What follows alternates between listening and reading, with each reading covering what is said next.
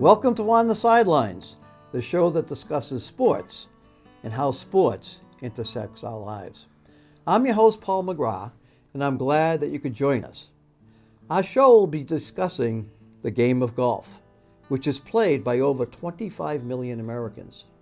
If golf were a corporation, it would be one large company. It would be divided into amateur and professional divisions, which would need major administration. Here to discuss such administration is Gary Young, the Vice President of Rules, Competitions, and Administration for the PGA Tour, and Mike Higgins of the New England PGA. Gentlemen, welcome to the show. Thanks for having us. Thank you very much. Happy to be here. Good to be here. So we talk about a division between amateur and professionals, and I think, Mike, once upon a time I heard you talk about a professional golfer and a golf professional. Why don't we start off with you on the amateur side, and I guess it's the golf professional, because there is a division here. Well, when I made that comment, a lot of times I get confused for a Gary Young, and people will say, they don't know the difference between the PGA of America, who I work for, and the PGA Tour, who Gary works for. Right. And I say, a distinction between our constituents is the PGA of America professionals. I call them golf professionals. They work the game, they work at their facilities, they run and administer the game of golf for their members at their clubs. And then the gentleman that Gary works for are professional golfers. They make their living playing the game of golf. So that's the kind of the distinction that I use between our two associations. And they are distinct. They are separate companies. At one point we were the same. Yeah. And then there was a separation. And we are two separate organizations, but we work very closely together and have a great working relationship, probably more than people realize. Now, what is your background? How did you start in golf? Where do you, where were you golfing? How did you get here? I'm a Shrewsbury High Colonial, played high school golf, and my coach came to me one day and said our home course, which was Mount Pleasant in Boylston, now called the Haven, Yep. They need some kids to work in the bag room.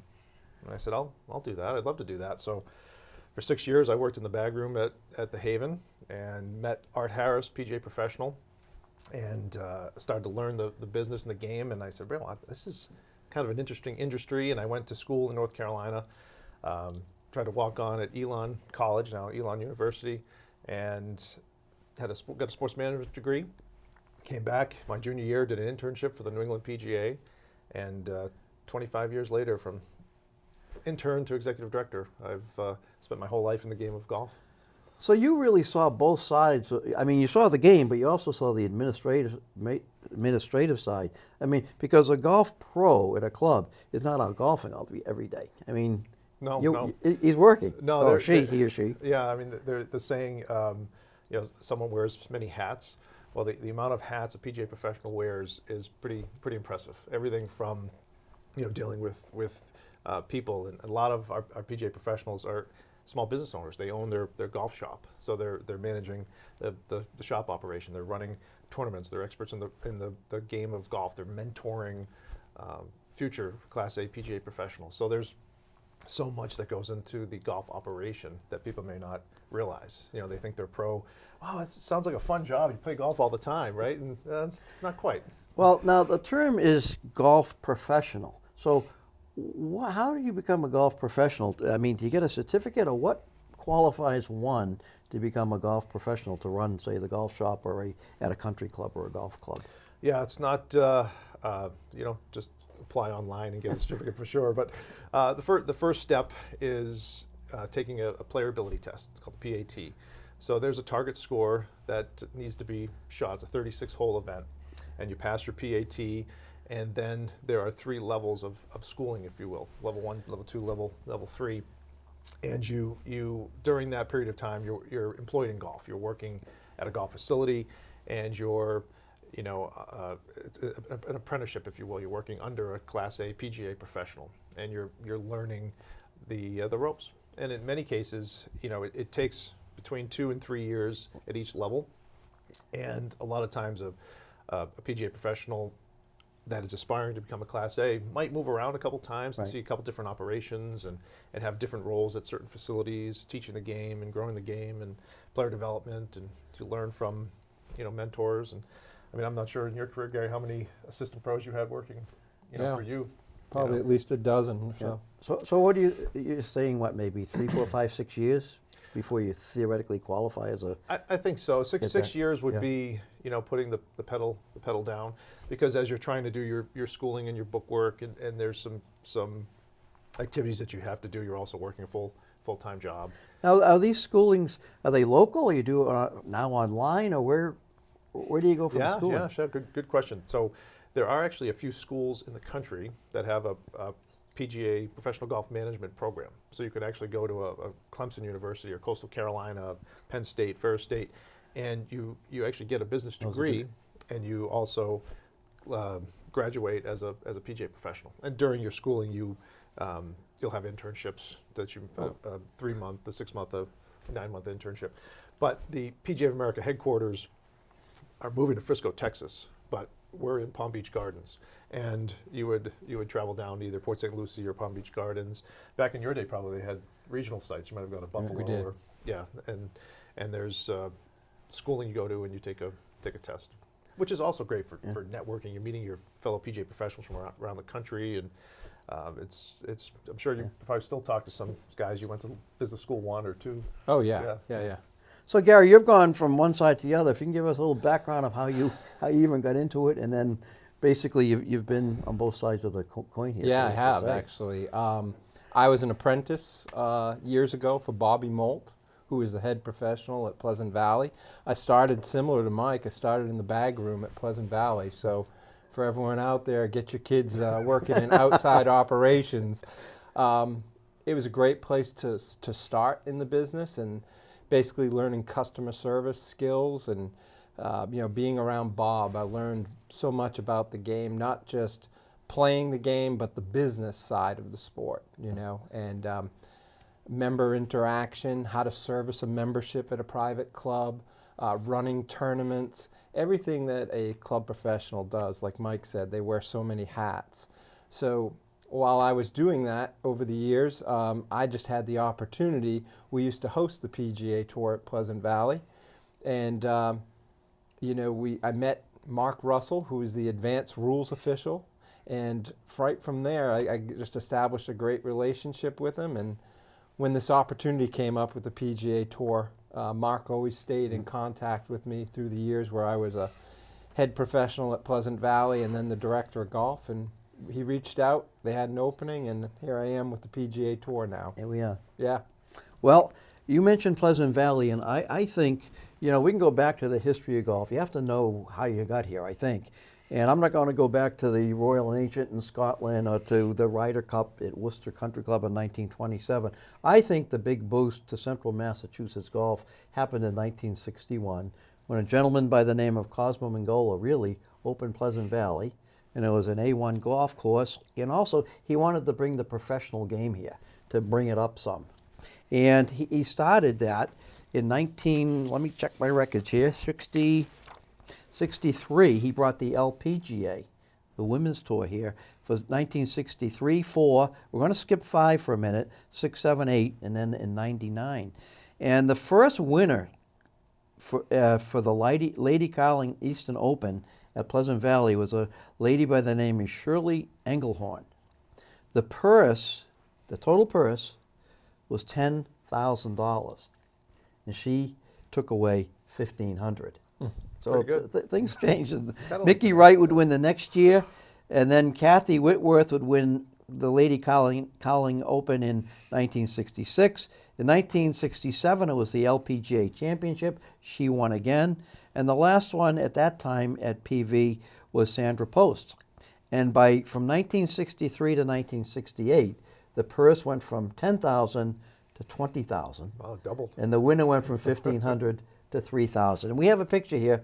Really, we have there Kathy Whitworth, the lady in the second on the left, and Cosmo Mangola, the gentleman really, I think, that brought professional golf here to Central Massachusetts. I remember as a young boy going down Route 146, and it was like the Southeast Expressway. I mean, people were just clamoring to see professional golf. Cosy would pass away in 1979, and we have here his son, Ted Mangola. He would take over, after his father passed away and keep the PGA here until 1998. So we really have the Mcgraw family to thank, as I think, for giving a boost to professional golf and to golf here in central Massachusetts. So let's go back a little bit to 1965 to see the first men's tournament here at Pleasant Valley, and this is Champagne Tony Lima coming down the 18th hole. By about 20 yards. Tony Lima, 5 under. He can make 6 here and still win.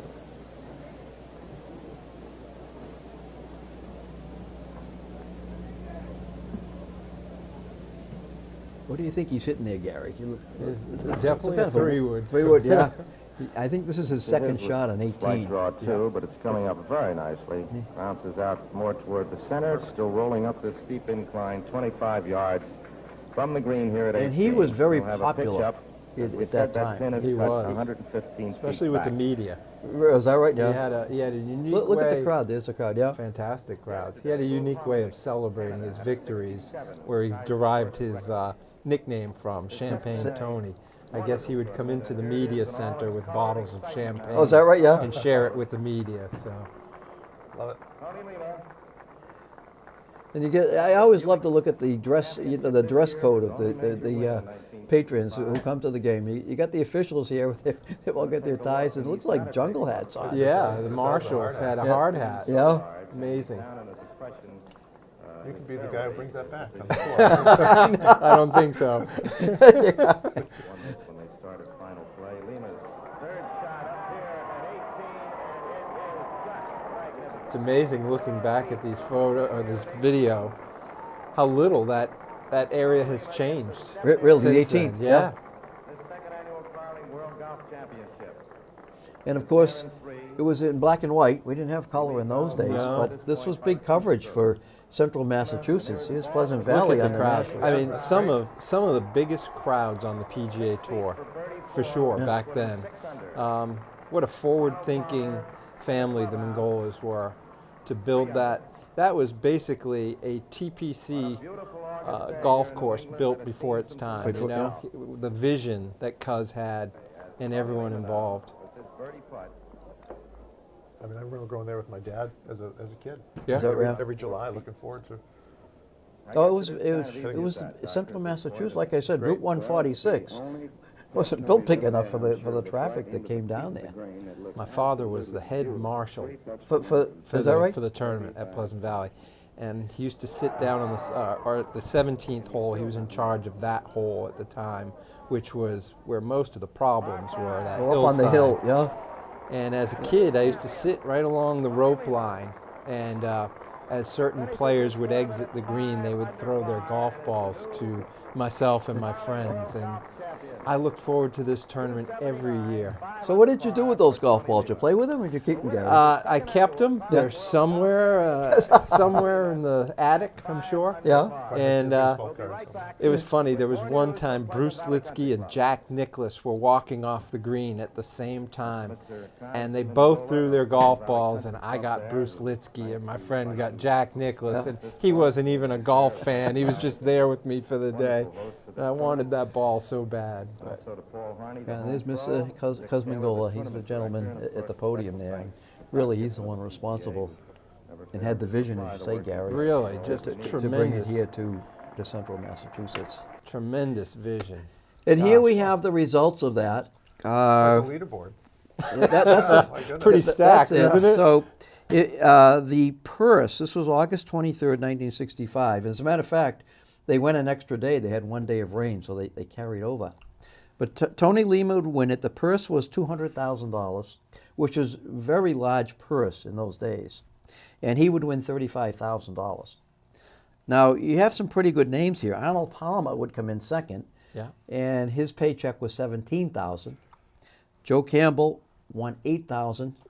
And Gary Player and Sam Snead tied for fourth, and they would each have a check of $6,850. And two other fellows that aren't even on the board there, you had a guy named Jack Nicklaus that you just talked about, Gary. He came away with $945.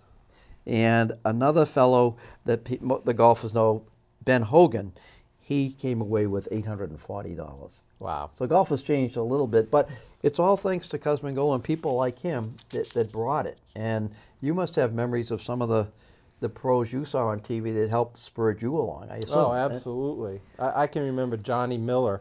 I used to watch golf with my dad on weekends, and I would go out in the backyard and just try to copy Johnny Miller's swing. Yeah.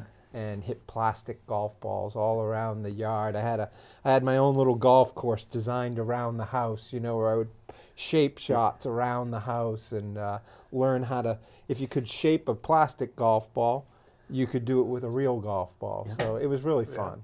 Yeah, great times.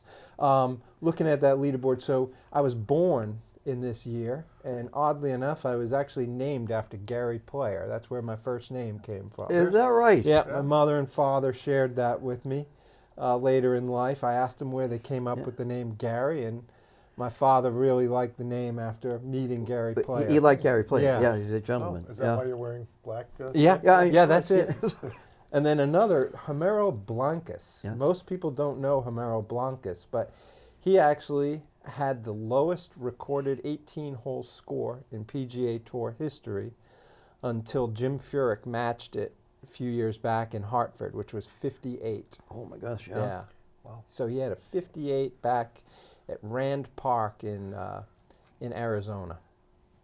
Yeah. That's impressive. Yeah. I mean, 58 is 58. Back then with that equipment? Yeah.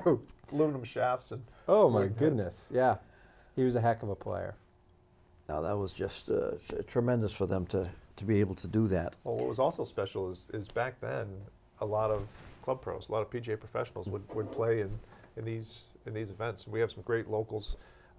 Joe Carr played in this event here at Pleasant Valley many times, and you know they'd come and they'd play here and have to get back and close the shop.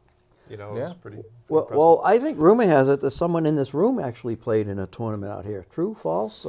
I did. Yeah. I think I played 4 times Yeah. over the years in the event. I got a sponsor's exemption through the Mcgraw family, and I had some great experiences. Now, did you know you were going to play? Did they give you the exemption, or how? I did, other than the first time I played. The What- first what time I hap- played, I was on the driving range passing out golf balls to the players, Yeah. and at the last minute, Jim Dent had to withdraw, and there was a mad scramble with who they were going to replace him with, and I ended up getting the call from Ted Minggola, and quickly ran, got my golf clubs, hit a few balls at the driving range, and off to the first tee, and sure enough, I was teeing it up with Curtis Strange, who was the reigning U.S. Open yeah. champion, so Oh my it was goodness. quite a story.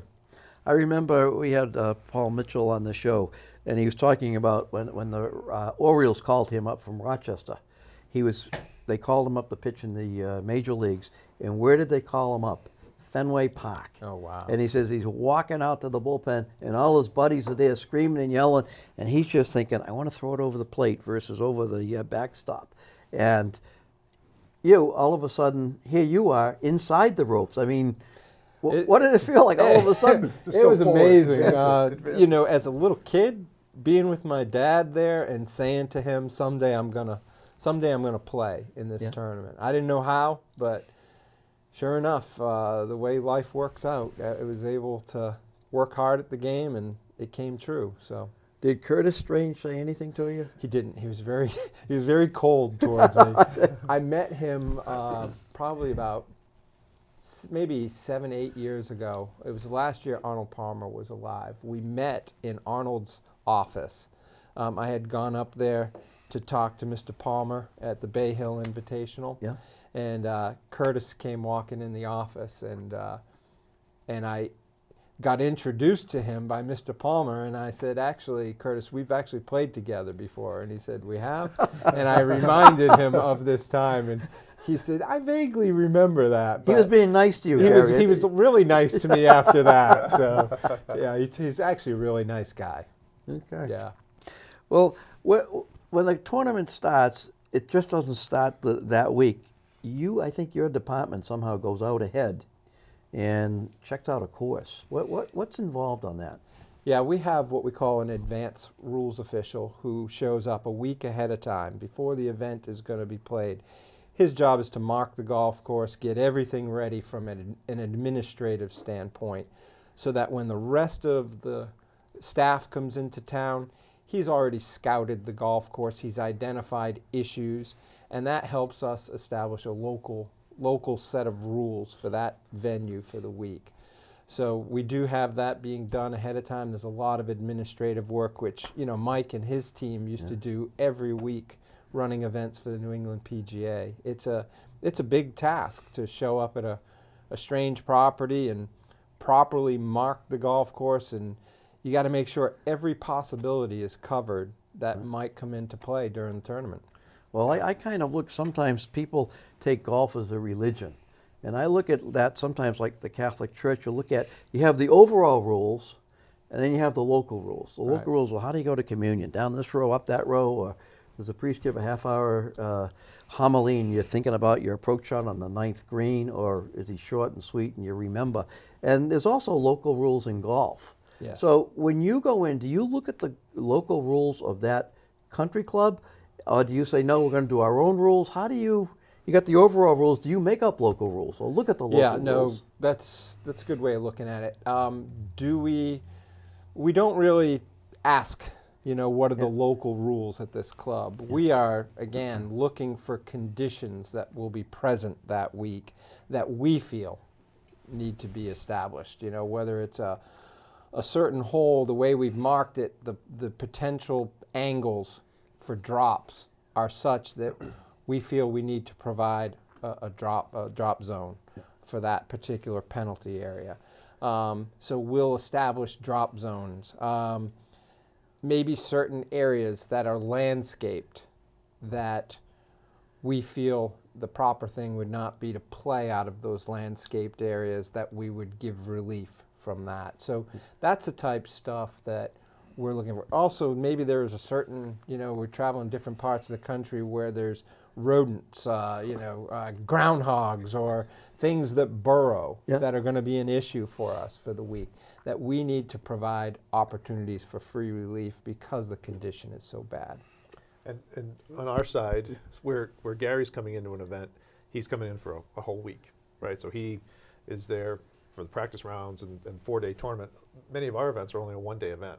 So when we come in, we actually do talk to the local PGA professional about what their local rules are, because if they have an area that they call a penalty area, used to be like a red hazard, but a penalty area for pace of play reasons, for us to come in one day and, you know, green out their red line or pull up all their stakes, it's a lot more work. When you're coming in for a whole week, there's more time to do it. We're coming in for one day.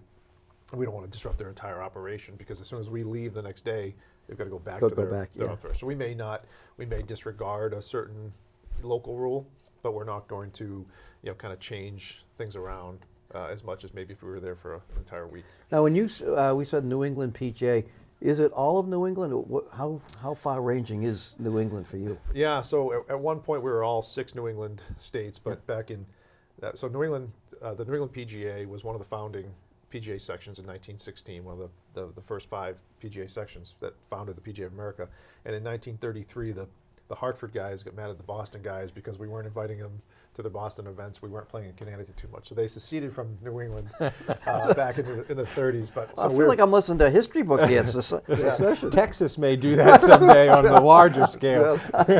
So we are all of Maine, Vermont, New Hampshire, Massachusetts from just west of Worcester, east, Cape Cod, the islands, and the state of Rhode Island. So Western Mass and Connecticut are part of the Connecticut PGA section. And believe it or not, Massachusetts, a small state that Massachusetts is, has actually 3 PGA sections. The little sliver of the Berkshires is actually part of the Northeast New York PGA. So there are 41 sections that make up the PGA of America. So are you out traveling to see these different courses and see how Yeah, I travel. What's your travel like? I travel quite a bit. So not in addition to the golf tournament side of the golf operation, I do a lot with employment. So I help PGA professionals find employment. I help facilities. If a PGA professional retires or moves on to another job, I'll help them hire their next golf professional. And we do a lot of education. So our PGA professionals have continuing education to stay active, and we'll provide a lot of education, whether we bring in some top teachers from around the world to help put on a seminar, or anything from merchandising to business administration. So we'll put on educational seminars a lot of times in the winter months, because in the summer they're a little bit busy.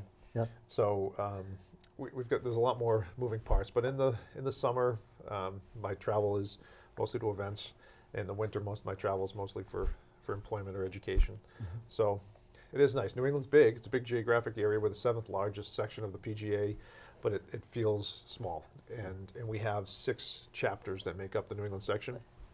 And on any given Monday in the summer, we could have 300 PGA professionals playing in section events and chapter events and entertaining their members of their club playing in a pro-am. So it's a really active PGA section, and I always like to say we New Englanders try to get a year's worth of golf crammed into 9 months. Yeah. So we're very passionate golfers here. And where is headquarters? Just so. Headquarters we're in Boylston, Massachusetts, and we're actually in the process of building a new home site. We broke ground on Monday at the Haven. Yeah. Regan Remillard is the owner, and we've got a great relationship with Regan, and he's graciously opened the door to allow us to build our home site, and we'll be in Boylston, Massachusetts for many, many years to come. We're really, really excited. Now, Gary, you're on the road. I don't know how many weeks a year, but you're on the road. Is there a headquarters for you, or you just there is, but you're not there, or how does that work? Yeah, so I'm on the road for about 28 weeks a year. Yeah. But we just built a new headquarters as well down in Ponte Vedra Beach, Florida. We've had headquarters there since the early days. I'm not sure if it was there in '68. I think they moved there later. I think originally they were down in the Daytona Beach area, but they're in Ponte Vedra Beach, Florida. They just built a beautiful headquarters that it's just incredible. $70-something million headquarters, so it's beautiful. Do you have a little office there? Yeah. I do not. Thanks for bringing that up. But I go down there, a few times a year. But for the most part, I'm just responsible for getting from tournament to tournament. Yeah. Okay, well, let's look at, we have a picture here. Next picture is a fellow. There is one of the officials called Gary Young, that was Martin Kamer. It was. And you're out on the course. I see a walkie-talkie or something there with you. When a issue comes up and you don't have a rule book with, how do you have to make a decision? Are you in contact with someone? And you can't be at every hole all the time. How does the rules work? How does someone get a hold of you, or you have a pair of sneakers running all over the place? What do you do? We're in golf carts. We split the golf course up into zones. Oh, you do? Yeah. So we break the golf course up into what we consider 5 or 6 workable areas of the golf course. So if a player needs a ruling, they simply turn to the walking scorer who's walking with the group. They have a headset on, and they'll say, "I need a rules official." They call in to our central command truck, and then they dispatch to the rules officials. So there might be 3 or 4 of you on the course. There are 8 of us, actually. 8 of you? 8 of us, yeah. So one person would be the chief referee, so they're in charge of the entire competition. So that would be the role that I fill now. And then there would be 7 members of the committee that are spread out throughout the golf course. So,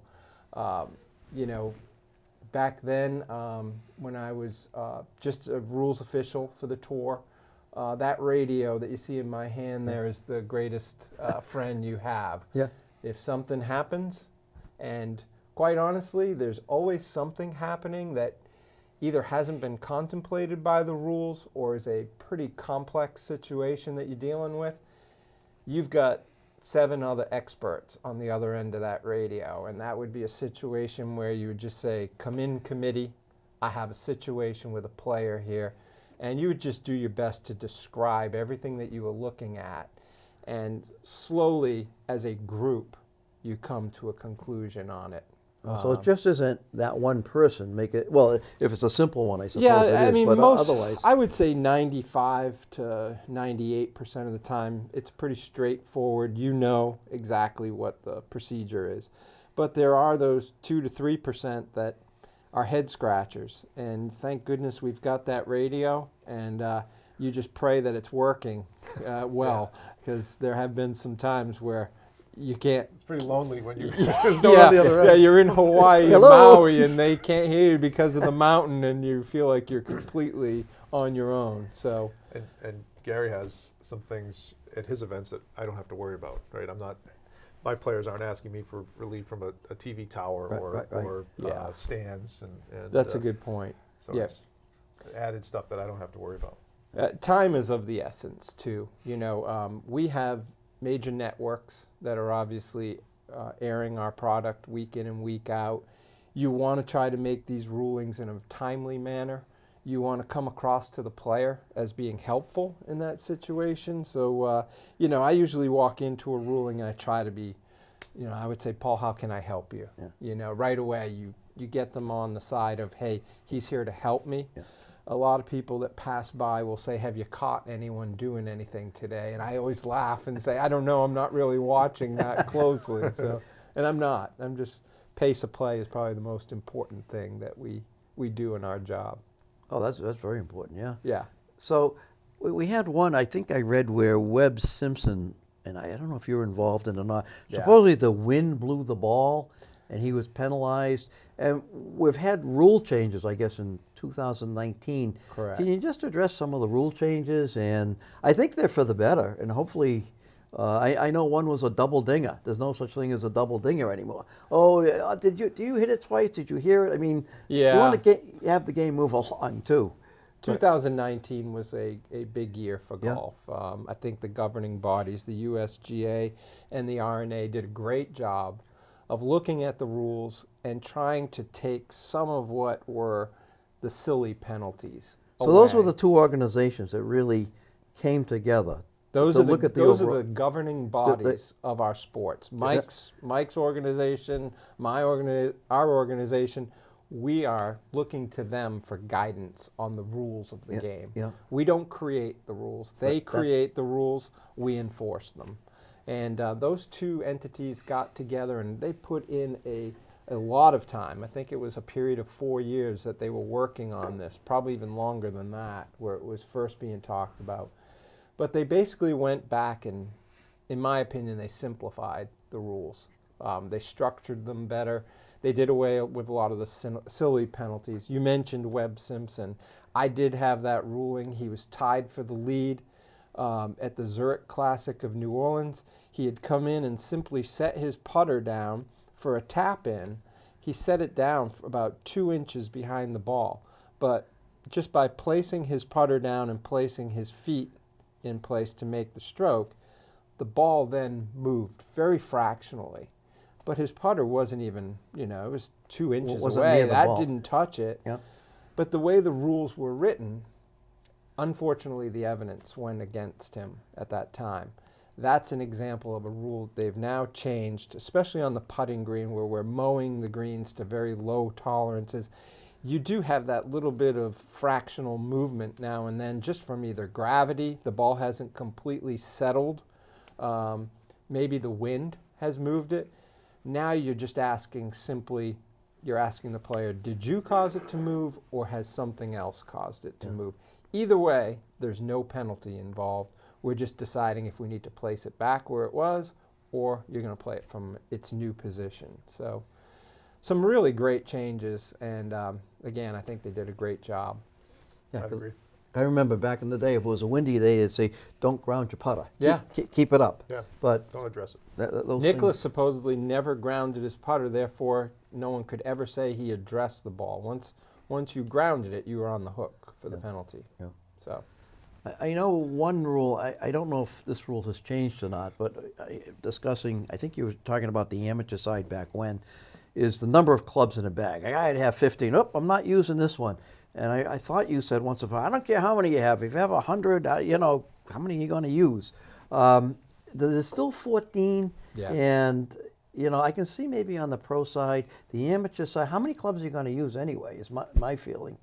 Any thoughts on was that discussed, do you think? Or well, I think you have to set a standard. Yeah. You have to set a standard, and 14 clubs has been the standard for a long time.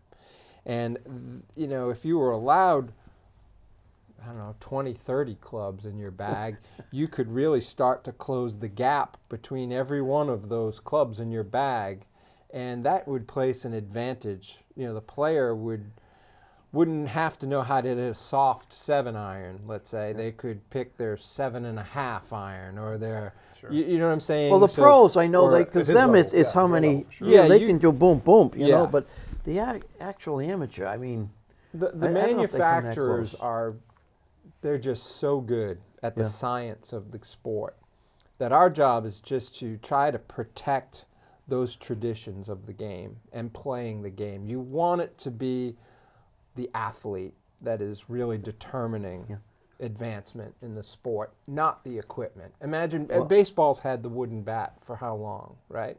And they've set a standard. They're not going to change that. We have had aluminum bats, composite bats but you want to play in the major leagues, you're playing with a wooden bat.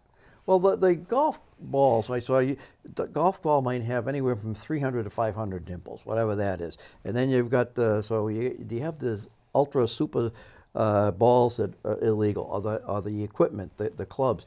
Who oversees the legality of the balls and the equipment? Is that USGA.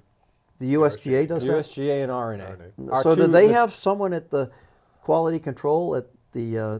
They do have Every quality control. manufacturer that is going to develop a golf ball needs to submit a sample to the USGA headquarters or RNA if you're Right. in another part of the world, and they have laboratories where they're conducting tests on all of this equipment, and we do it as well. We do surprise tests in the field on our players. We test drivers regularly. They don't know when it's coming. Someone from our staff will walk up onto the driving range and ask for their driver as they're hitting balls. They cannot say, no, you can't take that. They must comply. We'll take that to where we're doing our testing, and that's being overseen by a USGA representative on site.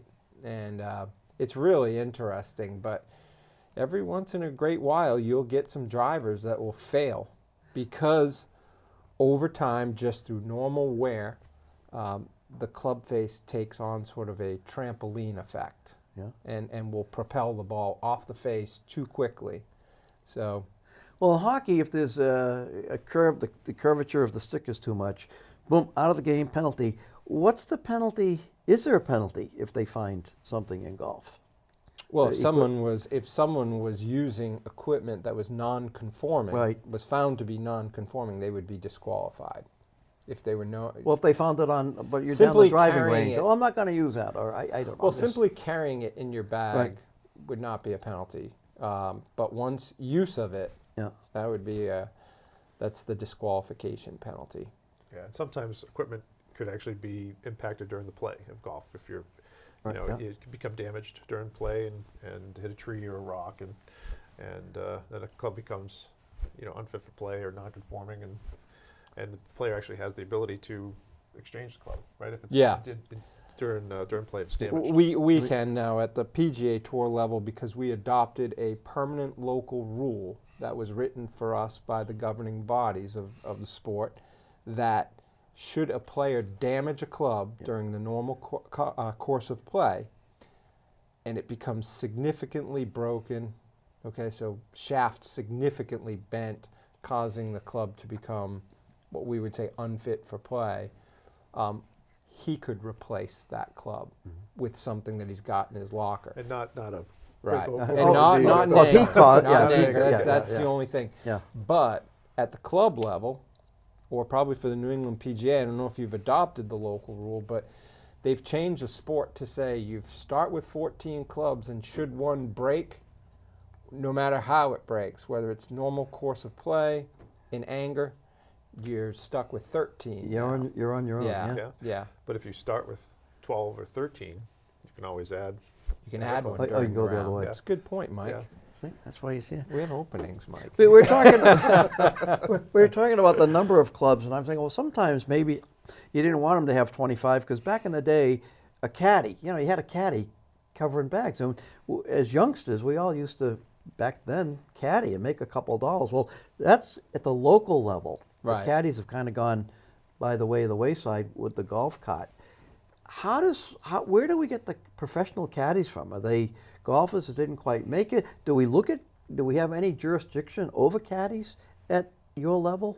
The caddies are like, I don't know, they're unto their own out there. Yeah. How does that work? Well, just like the players on the tour, we have Yeah. we have regulations that the caddies have to abide by as Yeah. well. But most of the caddies, these were guys that were either professional golfers themselves, that their career didn't work out. Most of them were great collegiate players, and some of them are just really close friends of the player that they're working for, and they need to be a part-time psychologist. They need to not just great someone reading greens with them or selecting clubs for them and getting distances. There's a lot of the psychological side of the game that the caddy is so important. And you'll hear that a lot of times in interviews when the player is referring to them as a team, right? We. Yeah, what do we have on that? And sometimes you see the brother or the wife Sure. In certain instances. It's a relative. Some people can work with relatives, and others they say, no, I don't want to do that. It's tough, especially when things start going bad, because it being an individual sport, usually these players are looking to place blame on something other than themselves. They don't want to admit that they have a weakness. So if someone's not playing well, something's got to give. It's either the coach or it's the caddy that gets the boot. Or the PGA Tour rules official's fault. Or the the setup. That'd be number one, wouldn't it? Yeah, I think that's number one. The setup was terrible today. As golf has gone through the years, it's gone through somewhat of a dip from popularity. And then we had the pandemic, and thank God people could play. It's going up. But for young people, are there programs out there? How do we get younger people involved? And Mike, anything on the local level, or what are we doing there? Yeah. I mean, the pandemic definitely improved the number of golfers. We had the kind of the lapsed golfers come back to the game, and those that maybe played 8 rounds maybe are now playing 12 or 13 rounds. So it did increase the number of golfers and number of rounds, simply because at one point there was nothing else you could do in the world. The golf was the only thing you could do outside. So, which is great, and it allowed us to introduce the game to some people for the very first time, and especially with junior golf. One of the major focuses of the PGA of America, New England PGA, and our PGA professionals is to grow the game of golf. And we have some amazing programs for youth golfers.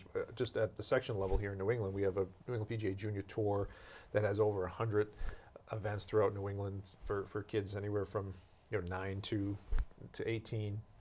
But then there are these feeder system programs like Drive, Chip, and Putt, where you maybe see the finals, which usually take place the Sunday before the Masters at Augusta National. And these kids across the country are coming to local events, local Drive, Chip, and Putt events, and taking 3 drives, 3 chips, 3 putts, and they're advancing through a local and then a regional or a sub-regional and a regional, and on the way to ticket to Augusta National.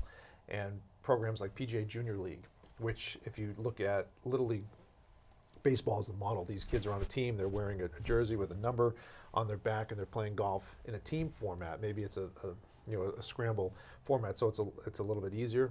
And it's who less runs intimidating. that or develops that? It's like a league, or is it up to the golf course to get the team together, or how? Where does one go to do this? So PGA Junior League, Yeah. right? In New England alone, we're the largest section in the country with the number of junior league participants. So a local club will put together a team, and those teams will have practices, and they'll practice together, and then they'll play in a league. So we'll use Central Massachusetts for example. Worcester Country Club would have a league. The Haven would have a league. Maybe Oak Hill, Pleasant Valley, and the kids would play against the other teams. And it's great because it's. And how old what's the age range? Under 15. And what's the youngest? Is there a young age? 11, 12. Okay. Yeah. Okay. Yeah. But it's also great because some clubs have had such success with it. They make their own league. Like Cyprian Keys and Boylston has their own league, and they're all playing each other. It's pretty special. You start at Drive, Chip, and Putt, and maybe you move on to PGA Junior League, and then maybe you move on to the New England PGA Junior Tour, and then those really elite golfers maybe AJGA, and then play golf in college, and maybe someday come see you. Yeah, it's funny, having traveled a bit in South Africa, that was always, back when I was trying to play and playing in South Africa, I was amazed that there were groups of kids that represented certain parts of their country, that they would have these junior competitions against each other, the Transvaal teams, they would call them. Like team golf? Yeah, and I remember they were at the place where I used to practice, and someone pointed and said, "See that kid over there?" And he had sort of spiky hair. He said, "That kid's going to be a great player." And it was Ernie Els as a 16-year-old. Just a little easy then, or was he the big easy and, then? yeah, right. But that's a really important thing. I'm glad to hear that they're doing that at the club level. Yeah, because I mean, it's referred to as the Tiger boom, right? Yeah. When Tiger was at his height, golf was at its height, right? And then we talk about this little decline, and now golf is back to that height where the Tiger boom. And I think it's so important that, if clubs and associations do the same as before, we're going to see that regression. So I think it's very important that we stay ahead of it, right? And we continue to have these programs for kids. We work at the club level to have engaging programs for your members, right? Try to grow the game and engage more of your members and more customers into the game of golf, and have these player development programs to keep golf as an option, because golf takes some time, right? It's right around 4 hours to play an 18-hole round of golf. Better be, yeah. But it doesn't. I don't it know doesn't where happen. you're playing.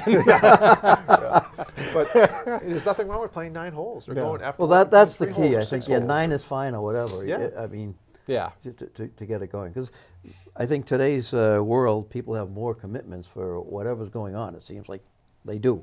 But 9 is fine, and you get out in the fresh air, and it's a tremendous way The to do it. 9-hole concept, the golf course here in town, Westboro, Westboro is right. a 9-hole golf course, and the whole idea of the 9-hole concept is just fantastic. I mean, growing up at Whitensville Golf Club, One of the best. my dad would work all day long, And it's when a he 9. came- Again, that's a 9-hole golf 9-hole, course. and Yeah. when he would come home from work, I was waiting for him. We'd have dinner, and then we always had time for 9 holes. You don't have time for 18, but a quick 9, and it kind of, that family bond comes through golf.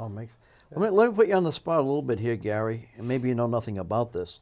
Okay. But for years, Westboro Golf Club, the members said, the slope, this is a tougher golf course than you think. Finally, I think it was the PGA, and you can correct me, who comes out, they came out this year and said, you guys are right, and they increased it by 6.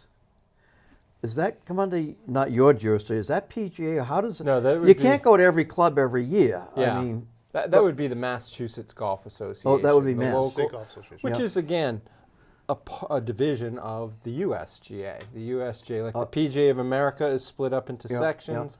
The USGA has state associations. So the Mass Golf Association probably came out at the request of someone at the club to re-rate the golf course. So they have a rating committee that comes out, and they spend some time out playing, and then they get together afterwards and they discuss all of, hole by hole, they discuss the difficulty of the golf course associated with playing each hole.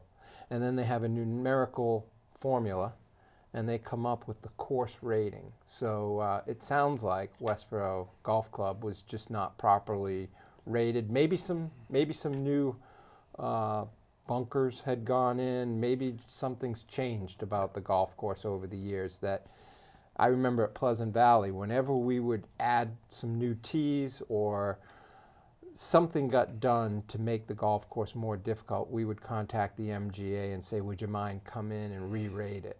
So that you want to make sure that the handicap index that the player has is being properly calculated based on the difficulty of the golf course. Definitely, yeah. Yeah. Yeah, because that's what makes golf the greatest game, right?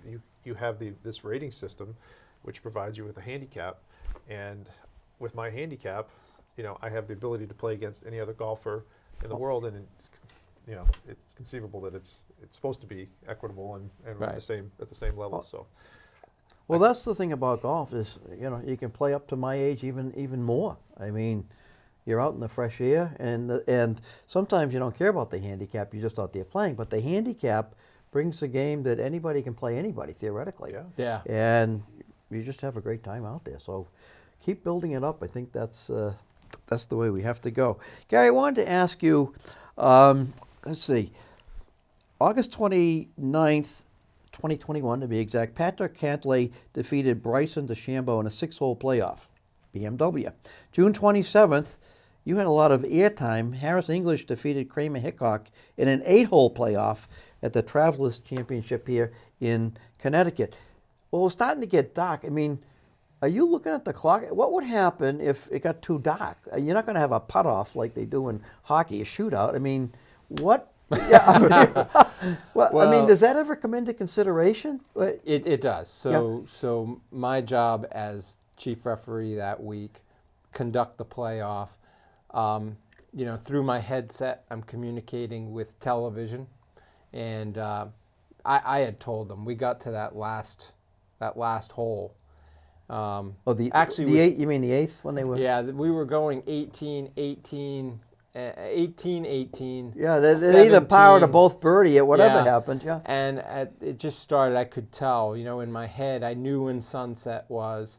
I knew how much daylight we had. We had a clear day. How much we could play beyond sunset. But I told them, hey guys, one more hole and that's it. I'm calling this thing after one more hole. And what we would have done we would have shown up the next morning and begun the playoff the next morning. For a one hole. Yeah, it could be one hole, yeah. but what determines, because some tournaments are like 3-hole playoffs, some are 1. Who determines that? Or usually the stature of the event. Whether it's a PGA championship or a Open championship, the Players Championship, we have different. We have a set number of holes, cumulative score. But we don't want it to come level? down to just one hole that determines the winner. But week in and week out on the PGA Tour, we have it in our regulations. It'll be a hole by hole sudden death playoff. Yeah. So most 98% of them are just hole by hole, and then we have our Players Championship and some of the majors that are not sudden death hole by hole. They have a series of holes. Right, yeah. Score. So you were pretty close to calling that one. I was very close. I had already said to CBS Sports, this is it. If we don't settle it right here, we don't have enough time to go back to the tee. You don't want it to come down to you've made a bad decision, that the players are struggling to see the line on the green. Of course, the players want to try to do their best to settle it right then and there, and then get on plus their the jets. fans, because they're there to see a winner. Yeah. And then do I have to? Well, I got to work the next day. Do I have to come back? It's very anticlimactic if you have to come back the next day. Oh, it is, because but that was they went back and forth. I think sometimes they potted, sometimes they both birdied it. It was like there was some clutch putting. Yeah. The shot making wasn't that great from what I recall, but the clutch putts were incredible. Yeah. We had a qualifier for our Pro match play back when Gary was playing. Was at Old Scotland Links. Yeah. And we had a 14-hole playoff to determine the seeds. Holy gee. And it took so long that we had to, cancel it. Not cancel the event, but the superintendent was following us with their aerification machines. And so we had to delay our event until the fall because it took so long we couldn't get the matches going, and the superintendent wasn't going to alter their aerification schedule, so we had to come back the next day, determine the order, and then come back in October to finish the event. So wow, yeah, wow, I vaguely remember that one. 14-hole playoff. Gary, you were talking about TV. Where are we now? Maybe we're done with this. Some people calling in. Oh, I saw so and so move a half inch or da. Are those days? I wouldn't even know who to call. I mean, if we said we're not doing that anymore, how fine do we get on that? We're getting really close to moving to the next era of. We're building a media center at PGA Tour headquarters, which will be a separate building. They're going to be doing a lot of the production out of that building, and eventually we will have a full-time staff member that we will contact someone who is monitoring every second of the broadcast, every camera on the golf course. They'll be talking to us in the field as to things that might have happened. We'll have the ability to ask them to review a situation. We're not quite there yet, but we do have someone that monitors the broadcast in the rules office each week. So we have a separate television system in there, and they monitor the broadcast. And if there's something that happens, whether it's movement of the ball or whether or not a ball crossed the margin of a penalty area, we have the ability to call that person and have it queued up to them by the television production staff, and they'll review it. But we're getting really close to moving to like other sports where they call back to headquarters in New York and they huddle up and make the call. We're probably about 1.5 years away from that, 2 years away. Because I think that's the way it should be. I know I follow a lot of hockey, and you see the linesman there on an iPad trying to figure it out. It's like, why don't you just go to New York? And they've got the big screens, but I don't know what the answer to that one is. But I hate to say that gaming is playing a role in all of this in professional sports. Right, yeah. But we all know that it's important to get the call right and to have that ability to make sure that the proper call has been made. There's a lot on the line, and unfortunately gambling in sports is becoming bigger and bigger, and you want to make sure that you're doing your best to get it right. So I thought gambling was illegal at Bushwood. not anymore. Well, I always say, they say, well, you're gambling. But like in England, they've had gambling all the time. You could bet about the chicken going across the road. So Right. it's been there. The U.S., I think, is catching up. It's out there. Yeah. But if you're going to do it, make sure you have the right equipment to do it. Not a little iPad. No. That's my opinion. No, you're right. I mean, you see it in pro football every week. They have multiple angles, and they're making sure they get that call right. Yeah. So, Yeah. Okay, well, I want to thank you both for coming in, talking about the game of golf and the divisions and the behind the scenes. Hopefully for our audience, they can have a better understanding of what goes on out there. no divisions here, right? No- Mike? no No division. divisions. No. Okay, well, this is Paul Mcgraw saying thanks for watching, and I hope to see you at the game. And if you're not in the game, I hope to see you on the sidelines. Or if you're not on the course, maybe I'll see you on the sidelines. Thanks for watching.